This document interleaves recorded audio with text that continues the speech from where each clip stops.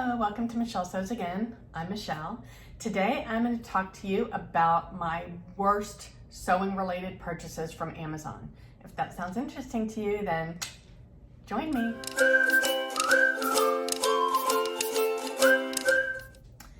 Okay, so if you recall, I've already done 2 videos on Amazon purchases. One was my top 10 sewing related purchases from Amazon, and the other was comparing those same top 10 items to Wawak and how those prices compare. If you want to see either one of those, I'll link them in the description box.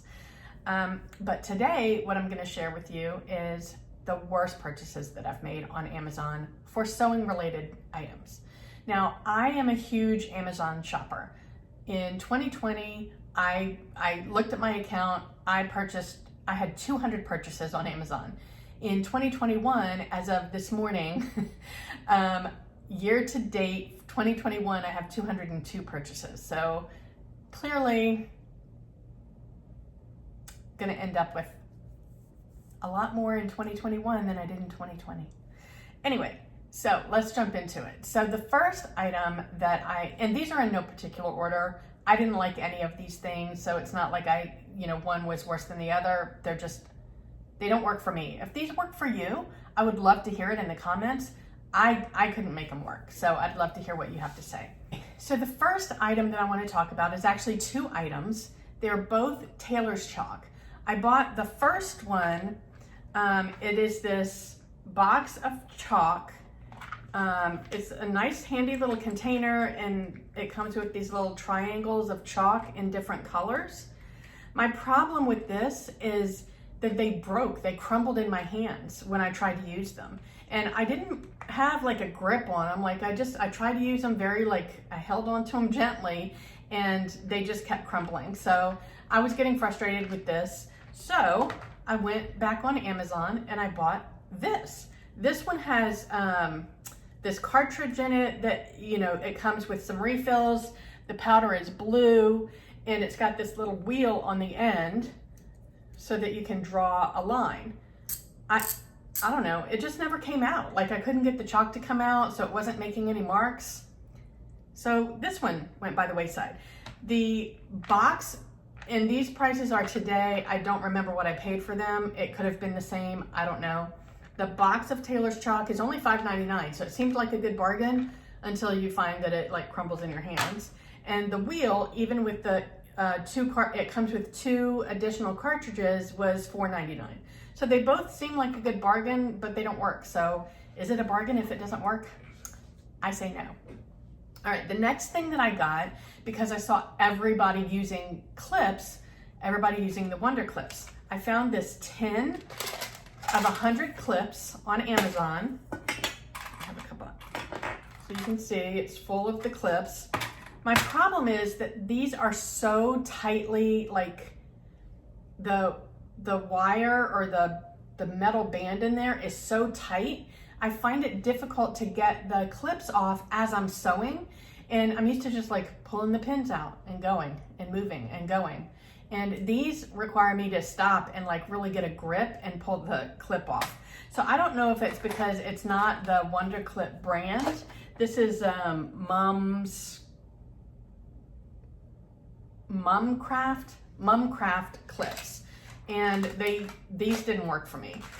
If you have any idea, is it because it's not the brand name, the Wonder Clip? I'd love to know, because if there is another version that works better, I might like to try it out. These were only $9.99 for 100, so again, it seemed like a bargain.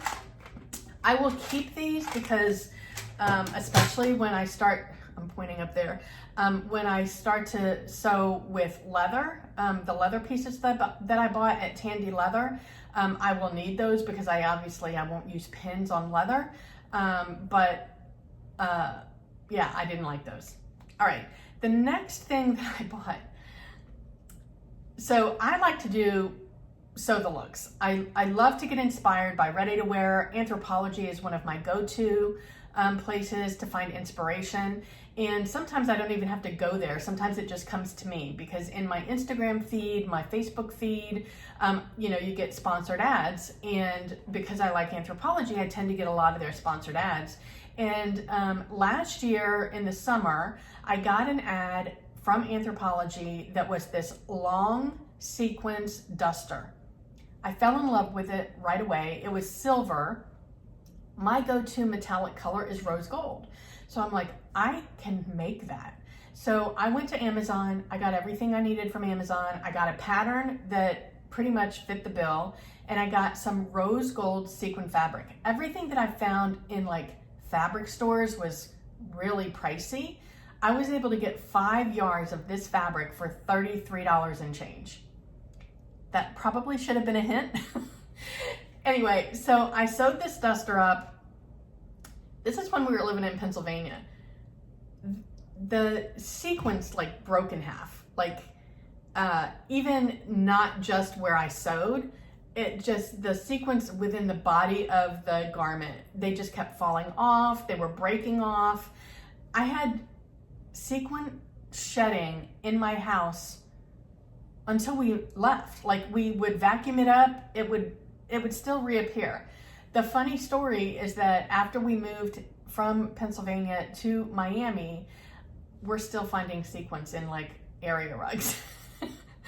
So anyway, it's just the quality of the fabric is not great. I think the duster came out looking really cute. I'll pop a picture in here. I wore it one day for Me Made May. And I love the way that it looks. It's just really horrible quality. So I don't recommend that. It comes in tons of colors. Maybe if you're making a Halloween costume, sure, you should go for something that's not super expensive. But for something that I intended to wear, I'm probably not going to wear this if I ever I'm not going to go back into an office because my new job is remote. But yeah, I don't know what I'm going to do with that. Anyway, I don't recommend that fabric. The next thing that I bought, I don't have anymore. I actually sold it on Facebook Marketplace or Craigslist, I forget which, before I left Pennsylvania. And it was a plus size mannequin.